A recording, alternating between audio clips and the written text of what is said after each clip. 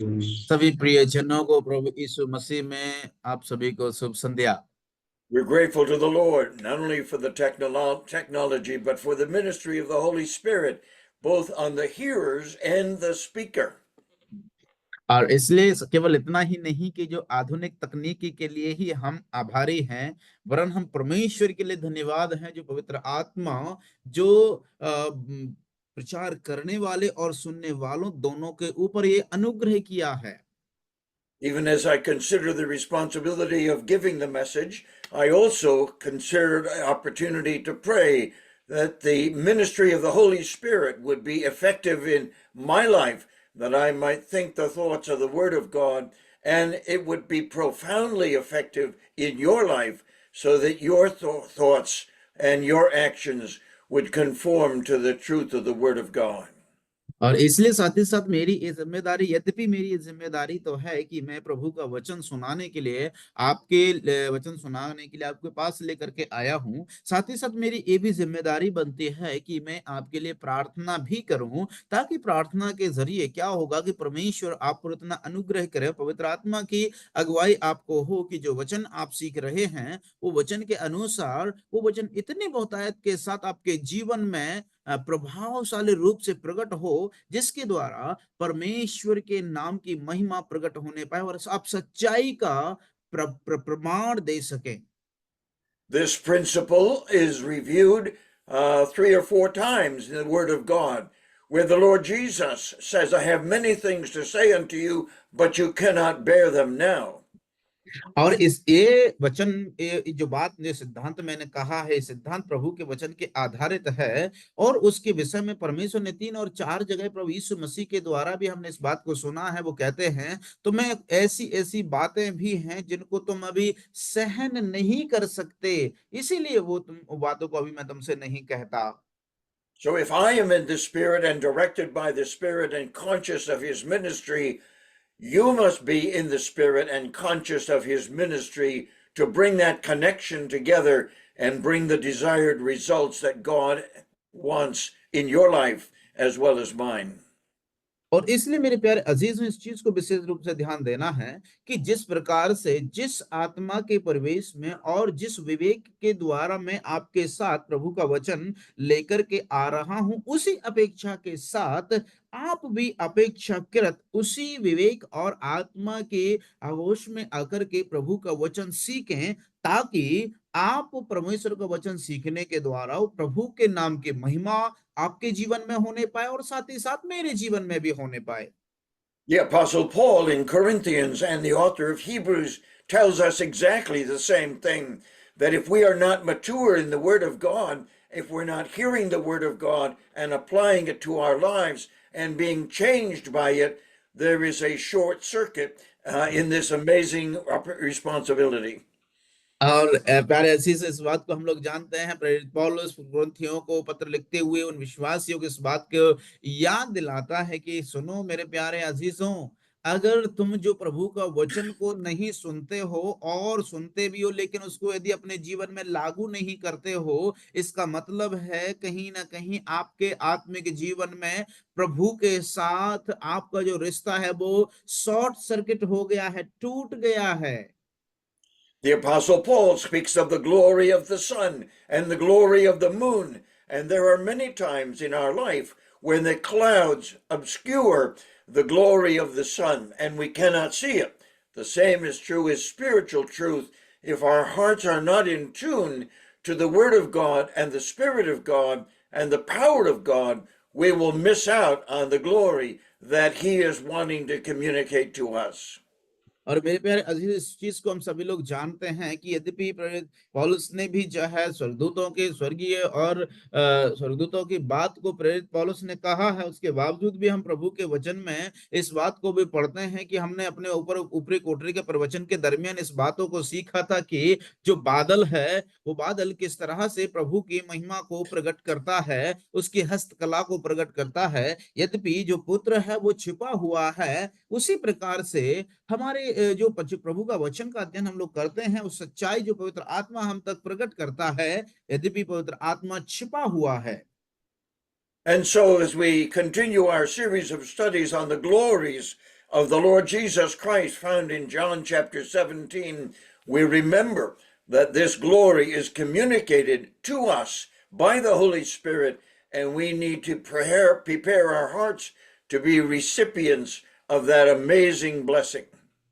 और मेरे प्यारे अर्जुन, जिस प्रकार से हम लोग प्रभु यीशु मसीह के वचन के द्वारा यूहन्ना रचित सुसमाचार उसका 17 अध्याय में जो शब्द महिमा कर आया है, उस शब्द के ऊपर हम लोग चर्चा करते चले आ रहे हैं। कितनी बार महिमा का शब्द उस अध्याय में दोहराया गया है, जो इस चीज को प्रमाणित करता है कि यीशु मसीह ने किस प्रकार से वो बातें अपने जीवन के द्वारा पिता को प्रकट करके सत्यापित की है।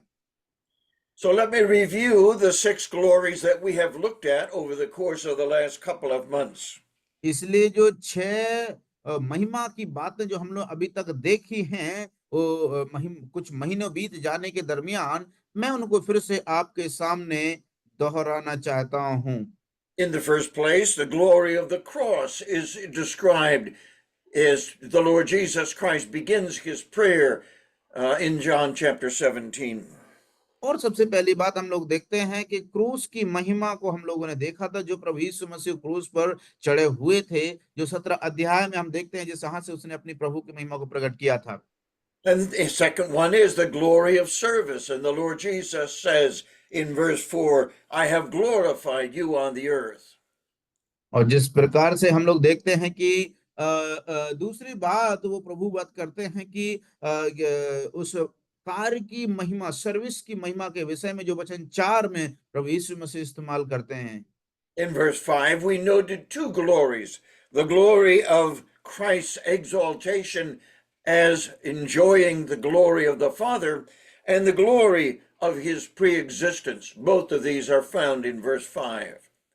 और इसी प्रकार से जब हम वचन में आते हैं तो हम लोग वहां पर देखते हैं कि प्रभु यीशु मसीह का 2 प्रकार की महिमा को हम लोग पाते हैं। और वो 2 प्रकार की महिमा कैसी है? हम लोग पहली जो प्रभु यीशु मसीह की महानता की विषय में हमको दर्शाता है, और साथ ही साथ वो प्रभु यीशु मसीह के पुनर्अस्तित्व से अस्तित्व के विषय में भी हमको उसी वचन अध्याय 5 में हम लोग देख पाते हैं। And the 5th glory is the glory of Christ likeness, where the Lord Jesus says of the disciples who are around him and listening to him, I am glorified in them. और 6th glory, Christ likeness, sir. Is that Christ likeness? Is that? Yes. Okay. और जो हम 5वीं महिमा की चर्चा करते हैं वो मसीह की समानता की महिमा को बात से विषय में हम लोग देखते हैं, जहां पर पिता प्रभु यीशु मसीह कहते हुए पढ़ते हैं कि तूने अभी मैं तेरे समान हो गया हूं, अपने साथ मेरी महिमा कर। In verse 22, we looked at the glory of the fact that we are drawn together in oneness because of the ministry of the Holy Spirit. One Lord, one faith, one baptism, one God and Father of all. इसलिए हम लोग देखते हैं जब वचन 22 में हम लोग आते हैं तो वहां पर हम लोगों ने देखता है कि वो एकता की महिमा, जहां पर हम देखते हैं पिता पुत्र पवित्र आत्मा जो एक है, और इसी प्रकार से हम भी उसके साथ एक हो जाते हैं। उस एकता की महिमा को हम लोगों ने देखा है। As we read the 24th verse of chapter 17, we realize the glory of victory. The Lord Jesus Christ demonstrates a victory in this verse that is very important and significant to us in our world. और यद्यपि में आज के इस जगत में हम लोग देखते हैं जो वचन जिसको हमने अभी पढ़ा है 17 अध्याय, हम लोग देखते हैं आज के वर्तमान के आधुनिक समय के अनुसार हम इस बात को देखते हैं कि कितना ज्यादा ये वचन उसके साथ लागू होता है। His prayer sort of ends with the expression, I will that they whom thou hast given me be with me where I am, that they may behold my glory, which thou hast given to me, for you loved me before the foundation of the world. Yes. और जब हम लोग 24वीं 22 से लेकर के जब हम आगे के वचनों को पढ़ते हैं तो वहां पर लिखा हुआ है, हे पिता कि मैं चाहता हूँ, 24वीं आयत में लिखा हुआ है, हे पिता मैं चाहता हूँ कि जिन्हें तूने मुझे दिया है, जहां मैं हूँ वहां वे भी मेरे साथ हूँ, कि वे मेरी उस महिमा को देखें जो तूने मुझे दी है, क्योंकि तूने जगत की उत्पत्ति से पहले मुझसे प्रेम रखा है। Notice, first of all, in this verse, an amazing statement which is given for the seventh time in John chapter 17, and that is that the Lord Jesus recognizes that the disciples which are around him belonged to the Father and were given to the Lord Jesus Christ.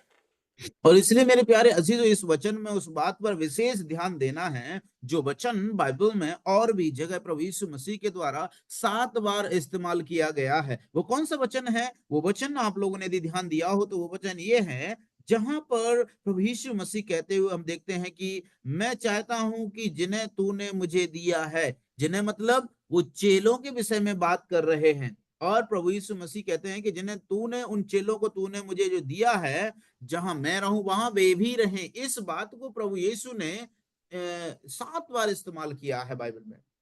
I don't know that we'll get the opportunity to consider these 7 references to the fact that the Lord Jesus received from the Father the presence of these disciples, and he is enjoying and appreciating and challenging these 11 men in their walk from earth to glory.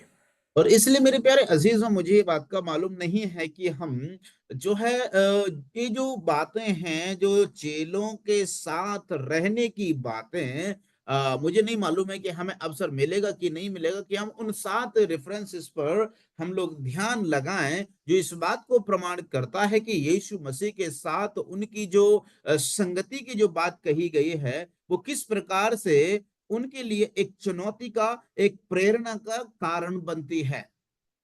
If you are taking notes, I'll just give you the 7 occasions in which in this prayer the Lord Jesus refers to the fact that the Father had given him these disciples. And I think we do no violence to Scripture to refer this to the whole of the church. And you and I have been given to the Lord Jesus Christ by the Father. इसलिए मेरे प्यारे अजीजों, अगर आप लोग जो है लिख रहे हैं तो आप चाहें तो मैं आपके लिए जो रेफरेंस है जहां पर जो है ये शब्द इस्तेमाल किया गया है कि तूने मुझे दिया है और मैंने उन्हें अपने साथ रखा है और जहां मैं रहूं वहां वो भी रहे, उस प्रकार की बातों को, जो एकता की बात, जो संगति की बात चेलों के साथ प्रभु यीशु कर रहे हैं, उसको मैं आपको रेफरेंस दे सकता हूं। यदि आप चाहें तो लिख सकते हैं। In verse 2, the first occasion in which the Lord Jesus uses these words is that he gives eternal life to as many as he had received from the Father. और वचन 2 में हम लोग जहां पर पढ़ते हैं, जहां पर प्रभु यीशु मसीह वचन में लिखते हुए कहते हैं कि क्योंकि जिन्हें तूने उसको दिया है उन सबको वो अनंत जीवन दे। In verse 6, we have the second occasion in which the Lord Jesus acknowledges that the disciples that were given to him were given from the Father to the Son. और हम लोग देखते हैं वचन 6 में भी उसी प्रकार से हम लोग पढ़ते हैं कि वे तेरे थे और तूने उन्हें मुझे दिया है और उन्होंने तेरे वचन को मान लिया है। And the Lord Jesus acknowledges the responsibility the Father had given him in receiving these disciples. He gave them the Word of God as a permanent treasure in their hearts and in their lives. और इसलिए हम लोग देखते हैं कि वो लोगों ने इस चीज को पहचान पाए कि जो प्रभु ने उन्हें जो वचन दिया है, वो वचन पिता ने जो पुत्र को दिया था, अर्थात यीशु मसीह की हम लोग प्राथमिक जिम्मेदारी को देख सकते हैं, जो उन्होंने उनको जिन्हें उसने दिया था उनको देने के लिए, जो कि सर्वदा के लिए एक ऐसा भंडार उनमें बन जाए जो कभी खत्म ही ना हो, वो वचन प्रभु यीशु मसीह ने उनको दिए। In verse 9, the Lord Jesus sets to the Father that he is praying for those that were given to him. And so those disciples and we receive the intercession of the Lord Jesus Christ for our pilgrimage from earth to glory. और इसलिए हम लोग देखते हैं, जब वचन हम लोग 9 में आते हैं तो वहां पर भी हम लोग जो तीसरी बार देखते हैं, जो वचन में लिखा हुआ है, प्रभु यीशु मसीह कहते हैं कोई और जिन्हें तूने मुझे दिया है वे तेरे हैं और मैं उनके लिए प्रार्थना और विनती करता हूं। प्रभु यीशु मसीह उनके लिए प्रार्थना करते हुए वचन 9 में हम लोग देख सकते हैं। In verse 11, the Lord Jesus Christ acknowledges that the Father has given these disciples to him, and he asks the Father to keep those that he has received. And that, of course, is responded to in the verse in the book of Jude. The Father keeps us for the Lord Jesus Christ. और इसलिए हम लोग जब वचन हम लोग जो चौथी बार प्रभु यीशु मसीह के द्वारा उस वाक्य को हम लोग देखते हैं, जहां पर वचन 11वीं आयत में लिखा हुआ है कि हे पवित्र पिता, अपने उस नाम से जो तूने मुझे दिया है उनकी रक्षा कर कि वे हमारे समान एक हों। और इस बात को जो है सहयोग करने के लिए हम लोग यहूदा के पत्र में भी पढ़ते हैं कि पिता एकता की बात करता है। In verse 12, then, the Lord Jesus reminds the Father that he has received the disciples as a special gift and that he himself has kept them, with the exception of Judas, who made a choice to be lost. और जब हम वचन 6वीं बात देखते हैं 12वीं आयत में जब हम आते हैं तो वहां पर भी प्रभु यीशु मसीह वही बात करते हुए हम लोग देखते हैं, जहां पर लिखा हुआ है उनकी रक्षा कर, मैंने उनकी देख रेख की और विनाश के पुत्र को छोड़ उनमें से कोई नाश ना हुआ, इसलिए कि पवित्र शास्त्र की बात पूरी हो।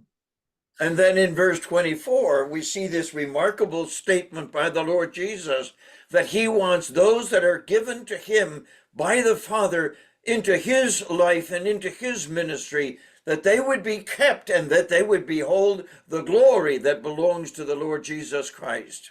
और जब वचन हम 24 में आते हैं, वहां पर प्रभु यीशु मसीह के एक यादगार घोषणा करते हुए हम लोग देखते हैं, जहां पर प्रभु यीशु मसीह उनके प्रति वचन 24 में जब हम आते हैं तो वहां पर कहते हैं कि और मैंने तेरा नाम उनको बताया और बताता रहूंगा कि जो प्रेम तुझको मुझसे था वह उनमें रहे और मैं उनमें रहूं। I have called this the glory of victory. मैंने जो है इस बात को जो है जयवंतता की महिमा जो है मैंने कहा है। And that name, that presentation in verse 24, we might think has to do with the victory of the Lord Jesus Christ on the cross over the world, over death, and over Satan. और ये जो जयवंतता की महिमा की चर्चा यहाँ पर की गई है, जिसको हम लोग प्रभु के वचन में पढ़ते हैं कि शत्रु पर, मृत्यु पर जय पाने की बात जो प्रभु यीशु मसीह के द्वारा हमें मिली है। But there's a very interesting statement in the midst of this verse that causes us to back up a little bit and try to understand, where is the Lord Jesus Christ when he says that they might be with me where I am? और इसलिए एक सवाल हमारे मन में खड़ा होकर के आता है कि जब प्रभु यीशु मसीह कहते हैं कि ताकि जहां मैं रहूं वहां वे भी रहे, इसका मतलब फिर प्रभु यीशु मसीह अभी कहाँ है? The Lord Jesus here is telling us very significantly that the opportunity for the disciples was to participate and partake of the kind of life that the Lord Jesus was living while on earth in front of the world and in the presence of the disciples. और इसलिए मेरे प्यारे अजीजों, जो है चेलों के बीच में या चेलों के सामने प्रभु यीशु मसीह जिस प्रकार का जीवन बिता रहे थे, प्रभु यीशु मसीह का ये सब कहने का तात्पर्य है कि वो उन सब चीजों के बारे में उन्हें पहले से ज्ञात कराएं। And so look at this verse again very clearly as we annotate what it says. और उन वचनों को आप लोग ध्यान से देखना, जो वचन हम लोग अभी देखने वाले हैं उन पर जरा आप लोग ध्यान से नजर गड़ा करके देखना कि वो क्या कहता है। Here he is concluding his prayer, and he refers to the Father in verse 24 and the righteous Father in verse 25. और जब हम लोग 24वीं आयत में आते हैं तो वहां पर हम लोग अपने पिता की ओर वो प्रार्थना करते उसको समाप्ति की बात को हम लोग देखते हैं, लेकिन जब वचन 25 में हम आते हैं तो वहां पर प्रभु यीशु मसीह एक और शब्द उसमें जोड़ देते हैं और वो कहते हैं, हे धार्मिक पिता। We understand and begin to appreciate as we place this verse next to one in the next couple of chapters what it means to have the will of Christ present in his thinking and in his words. और इसलिए आने वाले दिनों में हम लोग जो है प्रायोगिक तौर पर इस चीज को हमें समझना बहुत जरूरी है कि हमारे अंदर प्रभु का मन या प्रभु यीशु मसीह के जैसी सोच विचार कैसे आएगी, उसके सोचने के जैसा हमारा सोचना, उसके नजरिए का जैसा हमारा दृष्टि, उसके जो है कार्य करने के जैसा हमारा कार्य, हमारी आदतें, हमारा व्यवहार हो। You will recognize immediately when we start talking about the will that Christ expresses here, that within the next couple of hours he'll be in the Garden of Gethsemane, where 3 times he will say, "Not my will, but your will be done." और इसलिए मेरे प्यारे अजीजों, अगर आप जो है उस बात को बड़ी ध्यान पूर्वकता से सुन रहे हैं, तो आप जरूर इस चीज को समझ पाएंगे कि आप भी मानो प्रभु यीशु के साथ उसकी इच्छा, जो प्रभु की इच्छा के विषय में बात कह रहे हैं, यदि आप वास्तविक रूप में देख रहे हैं, तो आप भी प्रभु यीशु के समान 3 बार गतसमने की वाटिका में पहुंचेंगे। आपको ऐसा लगेगा मैं गतसमने की वाटिका में हूं, जहां पर प्रभु यीशु मसीह 3 बार इस बात को दोहराते हैं कि हे पिता, मेरी इच्छा नहीं वरन आपकी इच्छा पूरी हो। And so there must be a difference between the will of Christ in John chapter 17 and verse 24 from the will of Christ in the Garden of Gethsemane in the next chapter. और इसलिए जब हम देखते हैं 17 अध्याय उसका 24वीं आयत में हम लोग देखते हैं, तो वहां पर हम लोग देखते हैं कि प्रभु यीशु मसीह की महिमा उस पिता के लिए है। और उसी प्रकार से हम देखते हैं जब अगले अध्याय में आते हैं, तो वहां पर हम लोग देखते हैं उस पिता की इच्छा को हम लोग पुत्र के लिए हम लोग देख सकते हैं। When the Lord Jesus Christ says, "Not my will, but your will be done," he is surrendering himself in dependence and obedience to the Father for the work of the cross, which only he could experience because the disciples cannot partake of what the Lord was going to do in his sacrifice for the world. और इसलिए मेरे प्यारे अजीजों, जब वो प्रभु यीशु मसीह इस बात को कहते हैं कि मेरी इच्छा नहीं वरन तेरी इच्छा पूरी हो, तो वो चीज जब वो वहां पर थे, तो उनके चेले इस चीज को नहीं समझ पाए कि वास्तविक रूप में पिता की इच्छा में प्रभु यीशु मसीह संसार के लिए क्या करने वाले हैं। So we don't have in John chapter 17 that same statement that was given to us in the Garden of Gethsemane. The Lord Jesus states with almost authority and confidence, "I will that those which you have given me be with me where I am."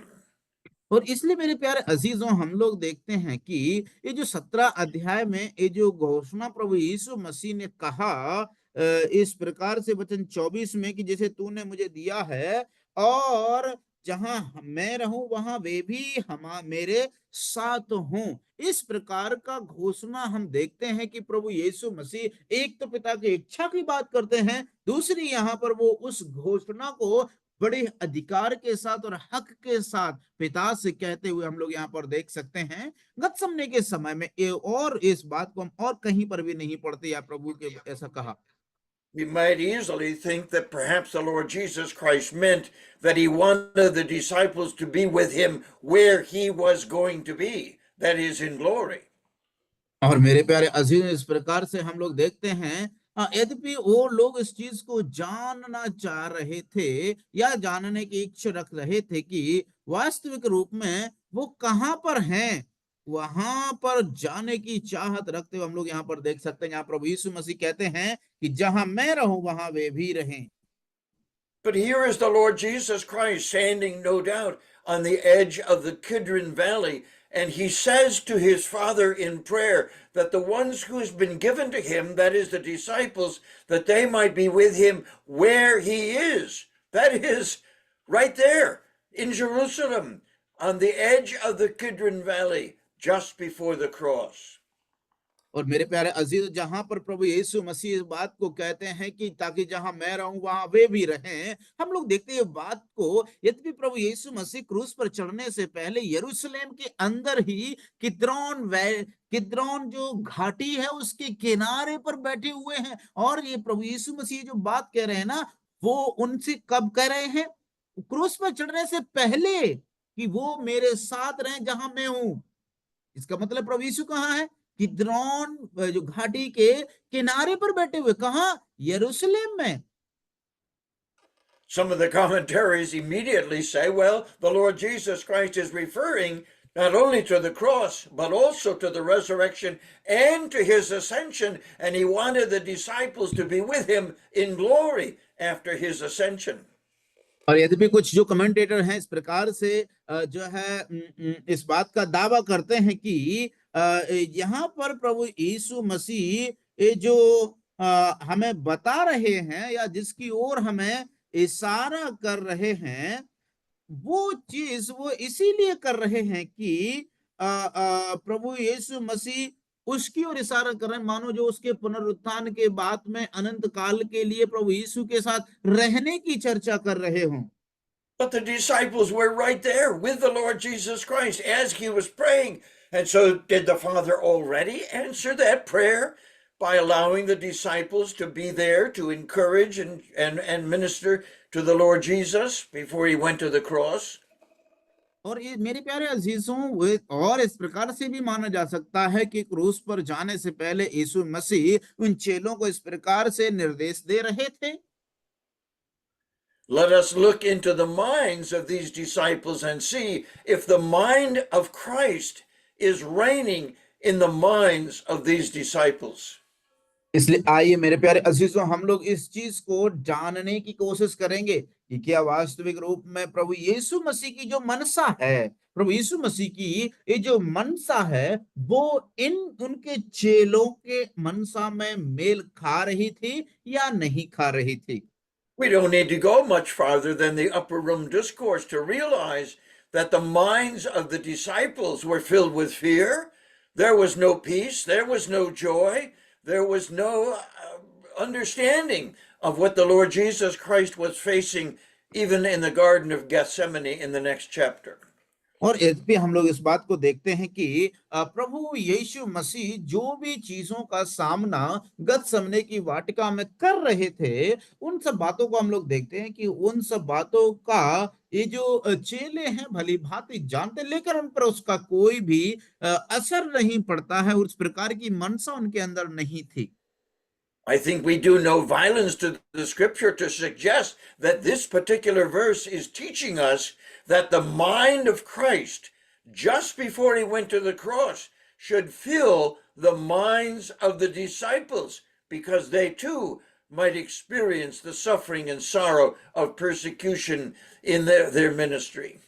लेकिन मैं ऐसा सोचता हूं कि प्रभु यीशु मसीह ने इसलिए उनके मसीह जैसा मन रखने की यहाँ पर समीक्षा अपने चेलों से करते हुए हम देखते हैं, क्योंकि ऐसा हो सकता है कि जिस प्रकार से प्रभु यीशु मसीह को सताव का सामना करना पड़ रहा है, हो सकता है कि चेलों को भी वैसा ही करना पड़े। The Lord Jesus upbraided his disciples even in the upper room because of their unbelief, as he was going to do even after his death and resurrection. और यद्यपि हम लोग देखते हैं कि प्रभु यीशु मसीह जो कर रहे थे और यद्यपि उसके पुनरुत्थान के बाद करने वाले थे, उन सब बातों के बारे में प्रभु ने उन्हें चिताया। But the Lord Jesus was in the flesh, a God-man, standing there on the edge of Jerusalem with his 11 disciples around him, and he prays that they, the disciples, might be with him and like him where he was at the moment. और मेरे प्यारे अजीजों, हम लोग इस बात को देखते हैं कि प्रभु यीशु मसीह जहां पर हैं, वहां पर प्रभु यीशु मसीह उन्हें इस प्रकार से प्रेरणा दे रहे हैं, चिता रहे हैं कि ताकि तुम इस संसार में जिस प्रकार की गतिविधियों से होकर के तो गुजरते हो, लेकिन इस बात से यह प्रमाणित होता है कि ताकि जिस रास्ते पर मैं चल के और जहां जहां जैसे मैं गया वैसे ही तुम भी मेरे समान मनसा रखते हुए जहां मैं रहूं वहां तुम भी रहो करके प्रभु यीशु मसीह उस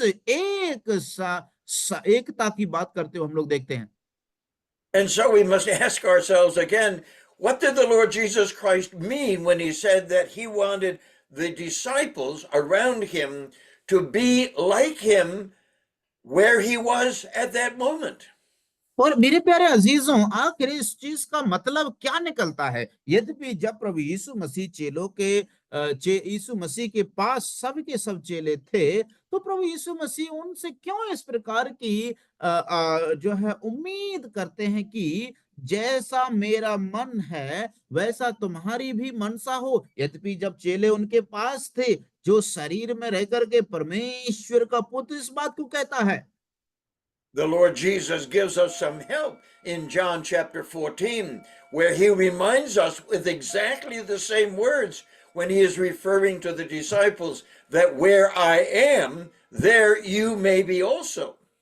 और इसलिए वचन 14 में हम लोग जब आते हैं तो वहां पर प्रभु यीशु मसीह उसके कुछ कारण बताते हैं। उसके कारण का जो विवरण वहां पर देखते हैं, हम लोग पढ़ सकते हैं। वहां पर ले प्रभु यीशु मसीह क्यों इस बात को कहते हैं कि ताकि जहां मैं रहूं वहां तुम भी रहो। क्यों प्रभु यीशु मसीह वो बात कहते हैं? वचन जब 14 अध्याय में हम आते हैं यूहन्ना का, वहां पर साफ साफ देख सकते हैं।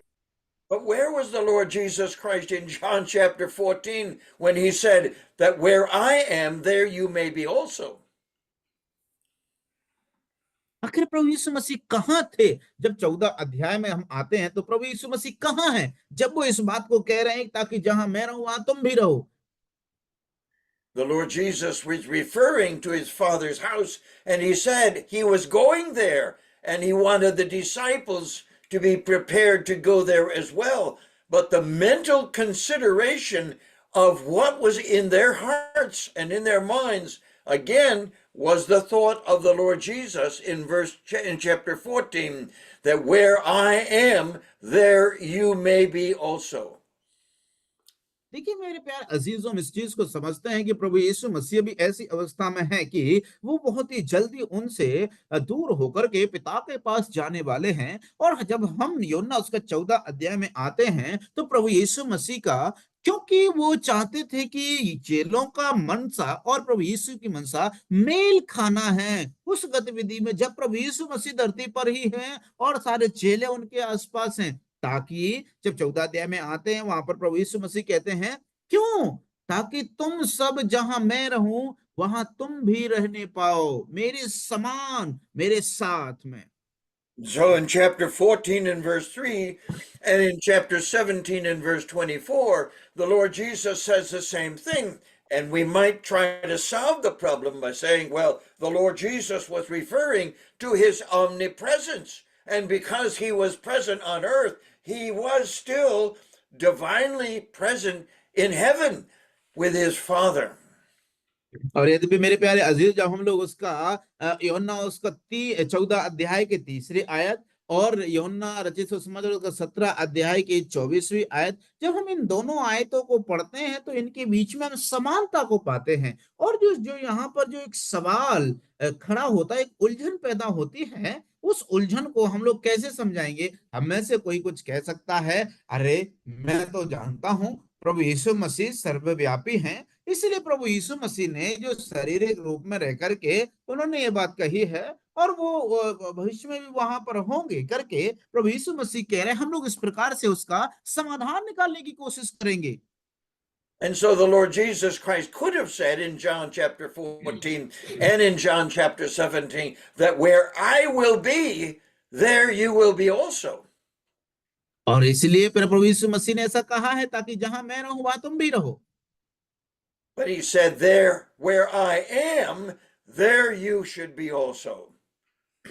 लेकिन इसके बावजूद हम ऐसा पढ़ते हैं, यहाँ पर प्रभु यीशु मसीह ने ऐसा नहीं कहा कि तुम भी वहां होंगे, लेकिन प्रभु यीशु मसीह ने ऐसा कहा कि जाकि जहां मैं रहूं वहां तुम भी होना चाहिए, तुम भी रहो। And if that was the case, we here today would give thanks to the Lord that we will be absent from the body and present with the Lord in fulfillment of these two verses. और यदि भी मेरे प्यारे अजीज हों, अगर हम इस समसामय अवस्था में होते तो ये वचन हमारे जीवन के लिए जो है परिपूर्ण होता इस बात के विषय में, ताकि अब जहां हम वो रहे वहां हम भी रहें। But that's not what the text says. So we must try and find the answer. What is the Lord Jesus Christ saying in chapter 14? That where I am, there you may be also. and also saying in chapter 17 these words, which are almost exactly the same. I will that they also whom you've given me be with me where I am. और इसलिए मेरे प्यारे अजीजों, हम इन वचनों का जो उलझन यहाँ पर उत्पन्न हो रही है, पैदा हो रही है, उस उलझन का हम लोग आखिर समाधान कैसे निकाल पाएंगे? जब हम लोग वचन में आते हैं, वचन 17 का 24 जहाँ पर लिखा हुआ है कि हे पिता जिन्हें तूने मुझे दिया है, वहां वे भी मेरे साथ हों कि वे मेरी उस महिमा को देखें। और वचन 14 में भी हम लोग उसी बात के विषय में पढ़ते हैं। प्रभु यीशु की एक ऐसी मनसा है, जहां वो रहे वहां हम भी उनके साथ, या उसके चेले भी उनके साथ रहने पाए। So I remind you again, we look into the mind of the disciples, and what do we find? Unbelief, fear, perhaps distrust, maybe a wonder what is happening, and many other things that are inconsistent with the presence of Christ in our lives. और मेरे प्यारे अजीजों, देखिए, जब प्रभु यीशु मसीह ने ये बात कही है, लेकिन अभी हम लोगों ने चेलों की मनसा देखने का कोशिश किया था। चेलों के मन में क्या चल रहा था? चेलों के मन में अविश्वास, चेलों के मन में भय, चेलों के मन में घबराहट, और वो बड़े ही विचलित हो रहे थे। अब क्या होगा, कैसे होगा, इत्यादि बातों को हम लोगों ने चेले के जीवन से देखा। यद्यपि ये बात जो हमारे लिए भी लागू होती है, जब मसीह पर हम विश्वास करने की बात आती है, तो इन सब परिस्थितियों से हमें भी गुजरना पड़ता है। Do we have the ability to look into the mind of Christ and see what is different between those conditions resident in the mind of Christ and the condition that is resident in the mind of the disciples? अगर इसी प्रकार का उलझन आपके मेरे सामने है, तो मेरे प्यारे अजीजों, हमें इस चीज को देखना बहुत जरूरी है, इस चीज को समझना बहुत जरूरी है, और ये आवश्यक हो जाता है कि हम प्रभु यीशु मसीह के मन में उनके प्रति जो है क्या उनके मन में रह रहा था, कौन सी भावना उनके अंदर बैठी हुई थी, उसी प्रकार से यीशु मसीह की महिमा या यीशु मसीह की भावना उनके चेलों के प्रति किस प्रकार से थी, ये देखना और इसका अंतर समझना बहुत जरूरी है। So I'd like to ask you, as I ask myself, what do I find in the heart of Christ, in his thinking, in the brain of Christ, in the soul of Christ? What do I see there? And we're answered by the word of God, and we see things that are there that are not in the hearts and minds of the disciples.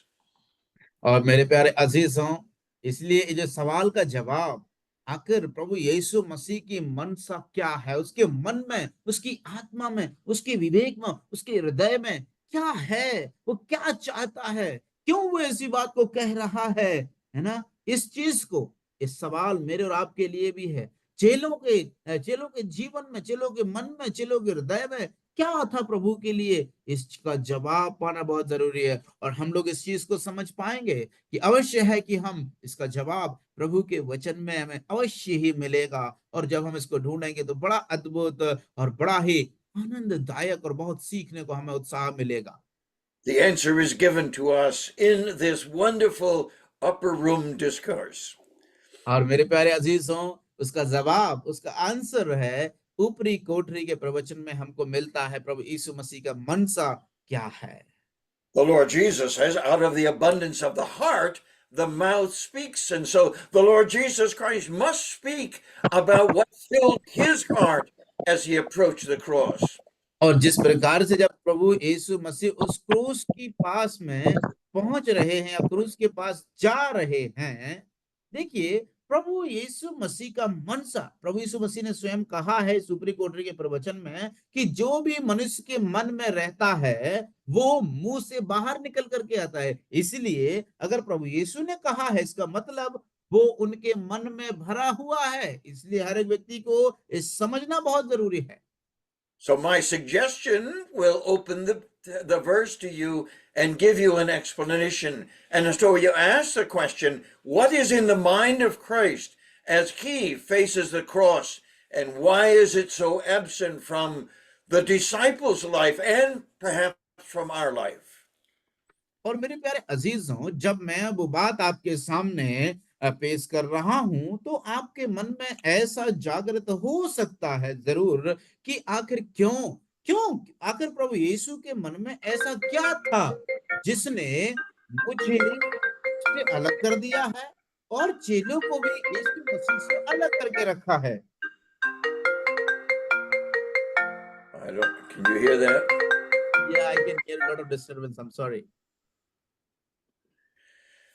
And so I answer the question by reading from this book. The first ingredient that is found in the life of the Lord Jesus Christ on this occasion, it's found in John chapter 15 and verse 11, that my joy might remain in you and that your joy might be full. और मेरे प्यारे अजीजों, इस प्रकार का जो दुविधा भरा सवाल है और ये उलझन भरा सवाल है, इसका जवाब हम लोग जब 15 अध्याय में आते हैं तो वहां पर हमें मिलता है। प्रभु यीशु मसीह जहां पर कहते हैं कि मेरा आनंद तुम में इस प्रकार से भर जाए कि तुम्हारा आनंद पूरा हो जाए, इसलिए मैं तुम्हें वो आनंद देता हूं। The Lord Jesus is saying to the disciples, as I approach the cross, my heart, my soul is filled with the joy of the Lord, and I want your heart to be filled with exactly the same thing. और प्रभु यीशु मसीह इस प्रकार से कहना चाहते हैं कि जिस प्रकार से मेरी आत्मा, मेरा प्राण, मेरा हृदय जो है उस पिता के प्रेम से आनंद से भर गया है, वैसा ही प्रभु यीशु मसीह की यह मनसा है कि उस पर विश्वास करने वाले, उसके अनुयायी अर्थात वो चेले भी, उनका भी मन, उनका भी हृदय उसके आनंद से भर जाए और उनमें और मसीह में परिपूर्णता हो जाए। The Lord reminds us that joy is the result of believing truth, and the Lord Jesus never lost that trust in the Word of God, and he quotes it, he lives it, and he rejoices in that truth in his life. और यद्यपि मेरे प्यारे अजीजों, हम लोग इस बात को समझते हैं कि प्रभु यीशु मसीह के वचन में हमें इस बात को समझ में आता है कि प्रभु के वचन पर विश्वास करने के द्वारा हमारा वास्तविक आनंद हमें मिलता है जब हम सच्चाई पर विश्वास करते हैं। और यद्यपि हम यीशु मसीह के जीवन में देखते हैं कि यीशु मसीह ने किसी भी प्रकार से जो है उसके जो आनंद को कभी भी खोया नहीं, उस भरोसे को कभी भी खोया नहीं, उस पर बने ही रहा। And so, as we noted before, 7 times in the upper room discourse, the Lord Jesus refers to the joy that he has, that he wants his disciples to appreciate and appropriate. और इसलिए मेरे प्यारे अजीजों, हम लोग देखते हैं, अभी हम लोगों ने देखा था वो 7 बातें जहां पर प्रभु यीशु मसीह उस आनंद के संबंधित संदर्भित इस बात को कहते हैं ताकि ये जो चेले यीशु मसीह के जहां पर हैं वहां वो भी रहने पाए, ताकि उस आनंद को प्रभु यीशु मसीह जो है उनको जीवन में उसको जो है लगा सके, उसके जीवन में उसको प्रमाणित करके प्रशंसा कर सकें। The reason the disciples' hearts were not filled with joy is because they were not believing the truth that the Lord Jesus Christ was giving them in the upper room and on the journey to the edge of the Kidron Valley. और इसलिए मेरे प्यारे अजीज हैं, हम इस बात को समझे, अगर चेले के जीवन में जो है आनंद नहीं था, इसका मतलब है कि यद्यपि वो किद्रोन नाले के जो किद्रोन जो तराई है वहां पर यद्यपि वो वहां पर थे जरूर, लेकिन उनका आनंद, उनके हृदय में आनंद नहीं था, क्योंकि वो पूरी तरह से प्रभु का वचन पर विश्वास नहीं करते थे। The book of Hebrews reminds us who, for the joy that was set before him, he endured the cross, despising the shame. और प्रभु का वचन इस प्रकार से कहता है कि वो क्या था जिसने जो है अपने उस सारे आनंद को जो है तुच्छ जाना, ओ यद्यपि उस क्रूस को भी उसने सहन कर लिया। The reason your life is not filled with joy, or my life is not filled with joy, is that we do not believe the Word of God that we read and that we memorize. और यद्यपि मेरे प्यारे अजीजों, उसका कारण क्या होता है, जब मेरा और आपका जीवन में आनंद की अनुभूति नहीं होती, आनंद की भरपूरी नहीं होती है, उसका क्या कारण हो सकता है ना? उसका यही कारण हो सकता है कि जो वचन हम पढ़ रहे हैं, जो वचन हम लोग जो है सीख रहे हैं, या फिर जो वचन जिसको हम लोगों ने अभी तक सीखा है, पढ़ रहे हैं, उन पर हम विश्वास नहीं करते हैं। इसीलिए यही वो कारण है कि हमारे अंदर वो आनंद की भरपूरी नहीं होती।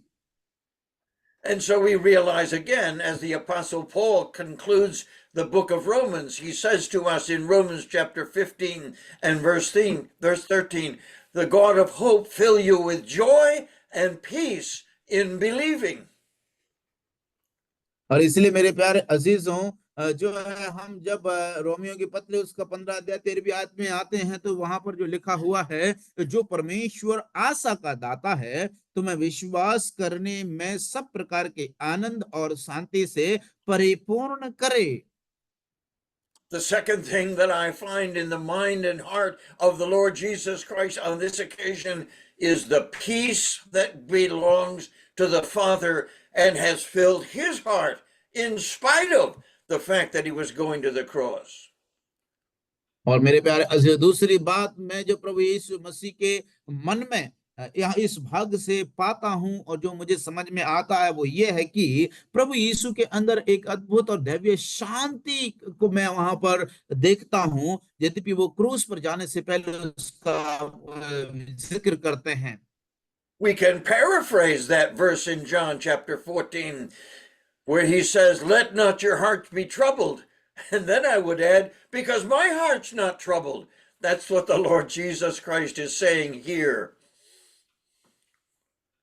और मेरे प्यारे अजीजों, उसके लिए इसका जो संदर्भ है मैं आपके सामने रखना चाहता हूं, और यहाँ पर इस वचन को यूहन्ना रचित सुसमाचार उसका मैं 14 अध्याय 1 आयत से मैं जोड़ना चाहता हूं, जहां पर प्रभु यीशु मसीह ने कहा कि तुम्हारा मन व्याकुल ना हो। प्रभु यीशु मसीह ने ऐसा इसीलिए कहा क्योंकि ऐसा मेरा सोचना है कि प्रभु यीशु मसीह इसीलिए कह रहे हैं कि तुम्हारा मन व्याकुल ना हो, क्योंकि मेरा मन व्याकुल नहीं है।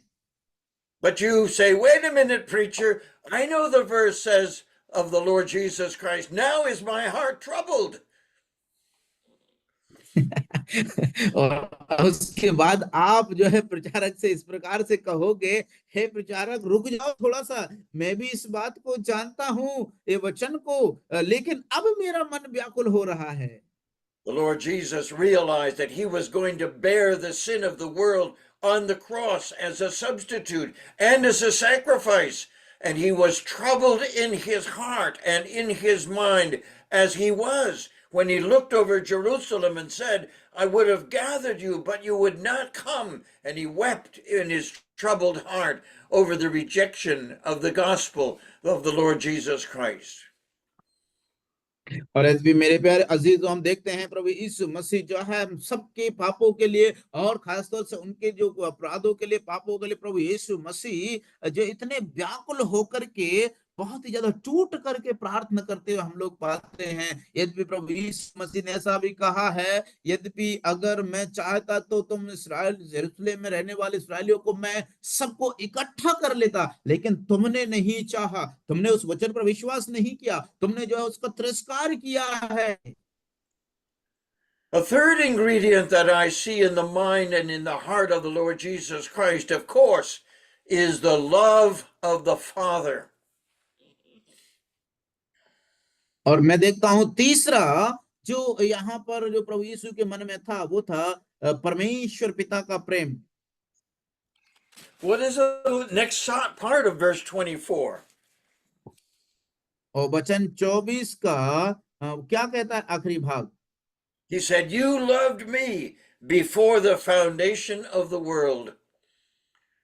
वो वहां पर कहता है, हम लोग देखते हैं कि प्रभु यीशु मसीह कहते हैं तुमने संसार की उत्पत्ति से पहले मुझसे क्या रखा है? प्रेम रखा है। And so the Lord Jesus again reminds his Father in the presence of the disciples that the love of God, the love of the Father has sustained him, has strengthened him, and has brought him to the place where he was willing to do the will of the Father, even going to the cross and suffering death there.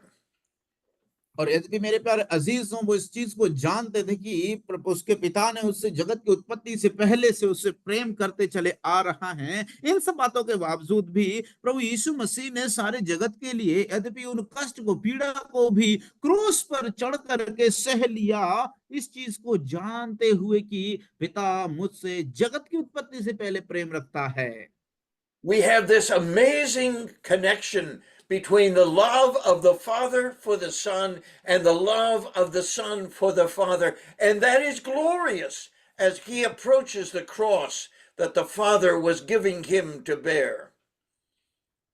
और मेरे प्यारे अजीजों, यहाँ पर एक बहुत ही अद्भुत mail को हम लोग यहाँ पर देखते हैं, प्रभु यीशु मसीह के साथ पिता का प्रेम का मेल, और पिता के प्रेम का प्रभु यीशु मसीह के साथ जो मेल को हम लोग यहाँ पर देखते हैं, जो एक दूसरे का प्रेम जो है मेल खा करके एकदम से महिमामय हो जाता है। और वो चीज हम देखते हैं प्रभु यीशु इस बात दोहराते हुए।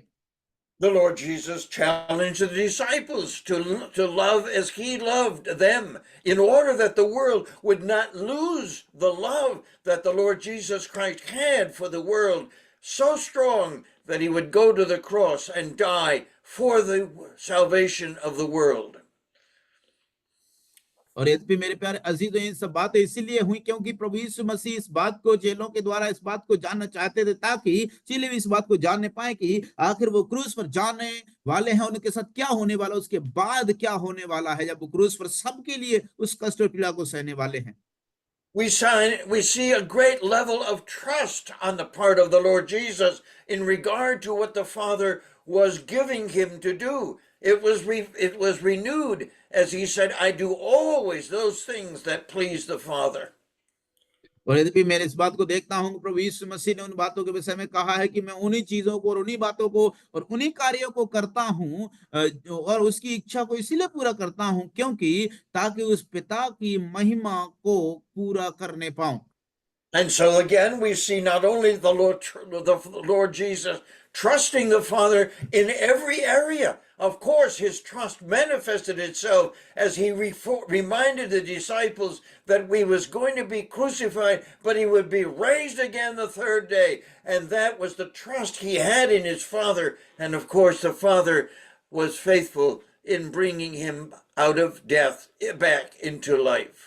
और यद्यपि मेरे प्यारे अजीजों, मैं इस बात को बताना चाहता हूं कि परमेश्वर पिता का प्रेम अपने पुत्र के लिए इस पर इतनी हद तक था कि प्रभु यीशु मसीह को पूर्णतः उस पर विश्वास था, और वो विश्वास ये था कि यद्यपि वो क्रूस के द्वारा उसको जो है मारा भी जाएगा, हम देखते हैं पिता के समर्पण को कि पिता इस प्रकार से उस पर अटूट प्रेम रखा अपने पुत्र से, ताकि अपने पुत्र को मृत्यु के बंधन से भी उसे आजाद करके ले आया। Another thing that I find in the mind and heart of the Lord Jesus is his hope in God and in the Father, whom he came to serve and who was superintending his life on earth as the God-man. और जो चौथी बात मैं प्रभु यीशु मसीह के मन में पाता हूं, वो ये है कि वो अपने परमेश्वर और पिता में उस आशा को मैं पाता हूं जो प्रभु यीशु मसीह इसका जिक्र करते हैं। There is meekness in the mind of Christ as he approaches the cross. And when he was he reviled on again, but he committed himself to his Father.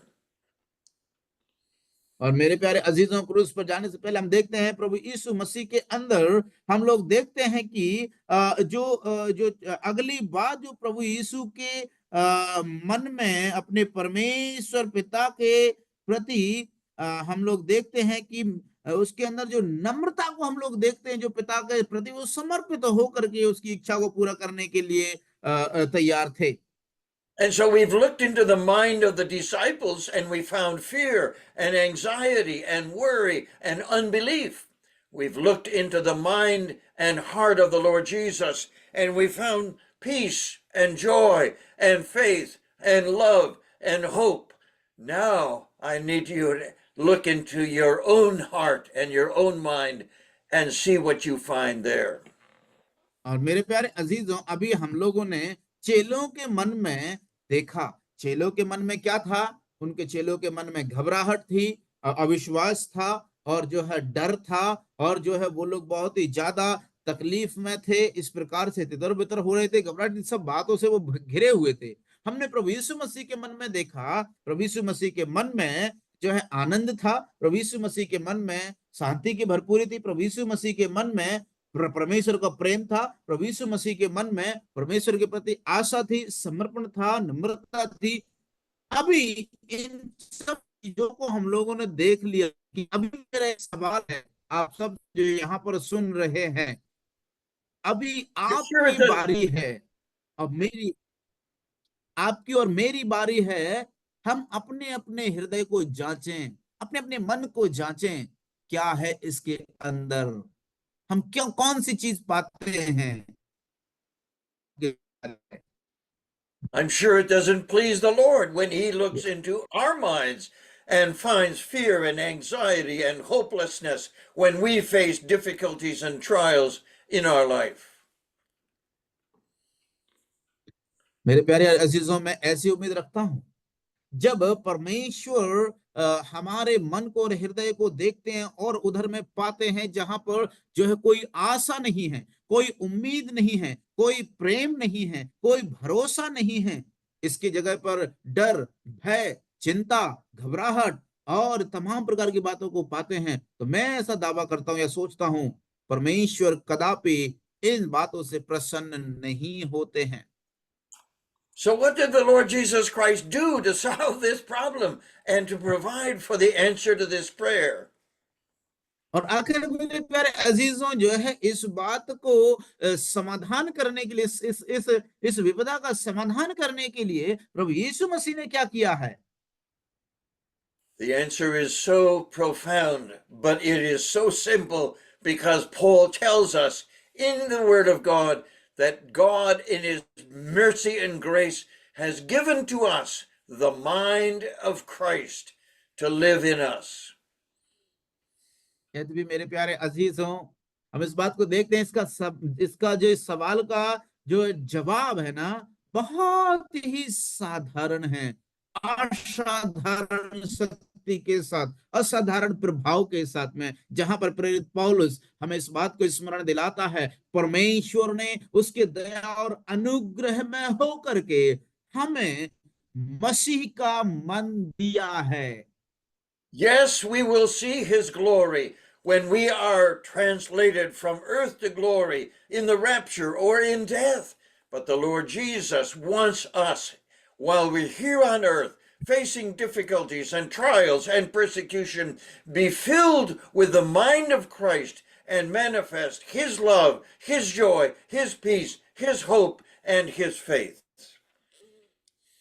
और मेरे प्यारे अजीजों, इस चीज को याद रखना, मैं ये बड़ी ही आनंददायक बात है मेरे प्यारे अजीजों, आज भी परमेश्वर, जब हम इस संसार में रहते हैं, इस प्रकार के संसार में जीवन बिताते हुए, जीवन को बिताते जाते हैं, तो आज भी परमेश्वर हमारे हृदय में, हमारे मन में जो है उन चीजों की खोज में लगे हुए हैं, उस प्रकार से उस प्रकार के हृदय को, व्यक्ति को खोज में लगे हुए हैं, जो नम्रता के साथ प्रभु को सामने अपने आप को समर्पित करके प्रभु के प्रेम को, प्रभु के जो आनंद को, प्रभु के जो है शांति को, प्रभु के जो आशा को इस संसार में रहते हुए प्रकट करें, ताकि उसके नाम की महिमा इस धरती पर होते जाए। You can translate the verse differently and say that where I will be, they will behold my glory. But it says that where I am, and the person of Christ on the verge of the cross was filled with the very kind of graces and glories that He has made available to us by giving Christ to us. पर मेरे प्यारे अजीजों, इस बात को हम लोग देखते हैं, ऐसा भी वहां पर हो सकता था, या कह दिया जा सकता था कि तो जहां पर मैं रहूं, जहां पर मैं हूं वहां तुम भी हो, लेकिन वहां पर प्रभु यीशु मसीह का जो शब्द है, आई एम मतलब जहां पर मैं हूं वहां पर तुम्हें भी रहना है, ताकि क्या हो जाए, मेरी और तुम्हारी जो महिमा है ना, वहां पर प्रकट हो जाए और सब कुछ महिमामय हो जाए। Too many of us look into our own mind and heart, and we find the same things that were in the heart and mind of the disciples. And so the Lord Jesus says to us that He wants our heart to be filled with the mind of Christ, that would be glory. That would be glorious. और मेरे प्यारे अजीजों, कई बार और अक्सर ये बात होती है, अक्सर जब हम अपने अपने हृदय को जांचते हैं ना, तो हमारे और आपके हृदय में वही चीजें, वही बातें होती हैं जो चेलों के हृदय में और मन में थी। अक्सर वही भय, वही डर, वही चिंता, वही घबराहट, वही जो है कठोरपन, वही जो है जो है गलतियों पर गलती करते जाने इत्यादि बातों को। इसीलिए अगर वो चीज सच है, तो आज मुझसे और आपसे भी यीशु मसीह चाहते हैं, यीशु कहना चाह रहे हो, कह रहे हैं, इन सब बातों को हटा करके मेरे जैसा मन रखो, मेरे समान मन सा रखो। Yes. So make a list of the mind of Christ that you glean from the Word of God. Make a list of what you see in the minds of the disciples, and then place yourself in front of the mirror of the Word of God, and you will be able to see what's in your heart and your mind, because God has given to us all things richly to enjoy and to manifest. इसलिए मेरे प्यारे अजीजों, आज से और अभी से आप परमेश्वर के वचन को पढ़िए, उसमें से खोजिए, उनमें से बीन करके निकालिए, खोज करके निकालिए प्रभु यीशु मसीह का मन क्या है, एक तरफ लिखिए। चेलों का मन क्या है, एक तरफ लिखिए। फिर वो दोनों लिखी हुई बातें हैं, उनके सामने अपने आप को रख करके देखिए और मिलान कीजिए, मेरे अंदर कौन सी चीज है। जब आप ऐसा करेंगे ना, आपका जीवन वास्तव में, मेरा जीवन वास्तव में उसकी महिमा से भरपूर हो जाएगा। Let's give thanks. आइए Father, हम we're धन्यवाद blessed दें। again by the wonderful gifts that you've given to us and you gave to the disciples through the Lord Jesus Christ. प्रभु जी, हम धन्यवाद देना चाहते हैं कि आपने हमारे लिए जो वरदान देने की इच्छा रखी थी, उन्हें अपने प्रिय पुत्र प्रभु यीशु के द्वारा हमें दिया। We thank you this evening for giving to us the mind of Christ, and that we have all of the mind of Christ because Christ has taken up his residence in our hearts. प्यारे प्रभु जी, हम आपको धन्यवाद देना चाहते हैं कि आपने हमें मसीह का मन दिया है, ताकि मसीह हमारे निवास से प्रकट होने पाए। We confess that too often our hearts and minds are filled with the world, with the world's anxieties and fears and unbelief and lack of love. प्रभु जी, हम इस बात को भी आपके सन्मुख अंगीकार करते हैं कि हमारे मन में, हमारे जीवन में कभी कई बार जो है चिंता, डर, भय, संसार के प्रति प्रेम, संसार से जो है समझौता, पाप में जीवन बिताना इत्यादि बात हमारे लागू होते हुए हम लोग पाते हैं। प्रभु, उसके लिए हम माफी चाहते हैं। We appropriate and we employ for today your joy, your peace, your love, your hope, and the faith that we have in you and in your word. इसलिए प्यारे प्रभु जी, हम आपके उस प्रेम को, आपके उस वायदे को, आपके उस आनंद को, आपके उस सुकून को, शांति को, हम जो प्रभु आपके वचन में दिया गया है, उसको हम अपने जीवन में लागू करने के लिए हम आपसे प्रार्थना करते हैं। We want to manifest the graces of Christ, love, joy, peace, long suffering, and so forth, so that people will know that Jesus Christ is alive in our life and that he radiates the glories of the cross and the glories of heaven. और इसलिए प्यारे प्रभु जी, हम आपको धन्यवाद देते हैं। एक बार फिर से हम चाहते हैं पिता कि हम आपके उस महिमा को इस प्रकार से प्रकट करने पाए, आपके प्रेम को, आपके आनंद को, आपके आपके आशा को, आपकी शांति को इस संसार में प्रकट करने पाए, ताकि उसके जरिए से पिता प्रभु यीशु मसीह इस संसार में हम आपको प्रकट करने पाए, जो आपकी भली इच्छा है, जो हमें प्रभु के वचन में दी गई है। Thank you for providing for us all of the ingredients of the person and work of Christ, that we might radiate and reflect the one who died for us and rose again and now lives in us as the Lord Jesus Christ. Amen. इसलिए प्रभु जी हम आपको धन्यवाद देना चाहते हैं कि आपने हमारे लिए वो आशा भी दिया, हमें वो वरदान भी दिया है और हमें वो उम्मीद दिया है प्रभु जी, जो प्रभु यीशु मसीह के द्वारा वो हमारे साथ पिता हमारे अंदर रहता है, ताकि हम उस पिता को प्रभु यीशु मसीह के द्वारा धन्यवाद दे सकें जो हमारे अंदर सदा रहता है। प्रभु यीशु मसीह के नाम में हम आपको धन्यवाद देते हैं कि आपने हमें वो वरदान दिए हैं, आत्मा के वरदान दिए, जिनके द्वारा आपको हम प्रकट करने पाए। धन्यवाद देते हैं सारी बातों के लिए प्रभु यीशु मसीह के नाम में, आमीन। Amen. आमीन।